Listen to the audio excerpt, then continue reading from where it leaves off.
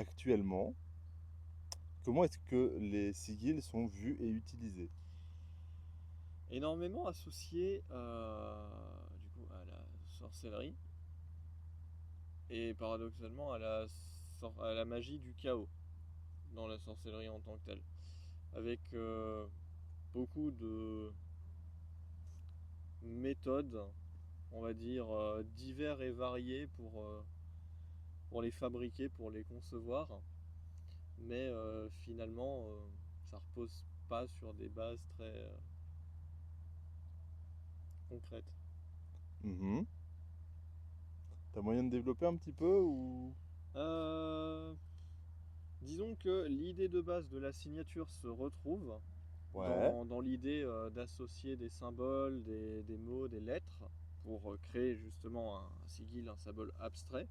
Mais derrière, là où purement et simplement le mot sigil vient littéralement du mot signature, et donc est littéralement une signature, il y a énormément de méthodes qui sont apparues pour impliquer des règles aussi parfois contradictoires les unes avec les autres en fonction de la méthode, mais aussi complexes qui finalement n'apportent pas grand-chose à un résultat que tu peux avoir très facilement. Mhm. Tu veux un exemple? Fais-toi plaisir. Imaginons, imaginons le mot bonté. Imaginons, prenons le mot bonté. La plupart du temps, en tout cas dans les exemples que j'ai trouvé en faisant des recherches, les gens auront tendance à prendre. Alors, je vais pas prendre le mot bonté, mais en général, les gens prennent une phrase. Donc, je veux tourner une vidéo. Voilà. Ils vont prendre la phrase, ils vont l'écrire. Ensuite, ils vont enlever toutes les lettres qui se répètent. Ensuite, certains vont même enlever les voyelles pour raccourcir le nombre de caractères au maximum. Et à partir de là, on se retrouve avec une suite de lettres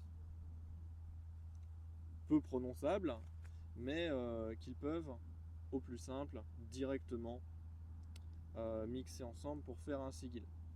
D'autres vont rajouter des règles comme remplacer les lettres par les mots de leur ordre alphabétique. À partir de là, ils vont ou bien le mettre en rapport, en lien avec la place des numéros dans un tableau cabalistique, ou bien dans un carré planétaire pour obtenir du coup un tracé qui va leur faire un sigil abstrait, mais finalement avec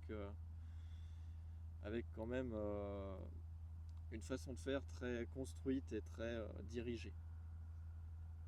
Voilà. Voilà.